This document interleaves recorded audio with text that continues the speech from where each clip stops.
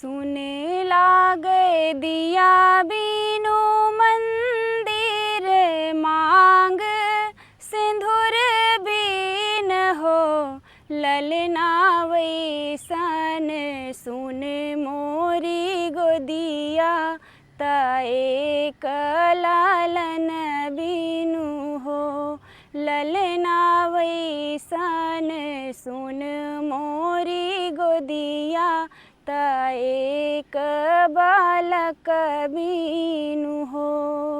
सुन लागे महाल अटारी तो औरो खेत धरतिया हो ललना सुन लागे सब सुख भोगता एक लालन बीनु हो ललना सुन लागे सब सुख भोगता एक बालक बीनु हो।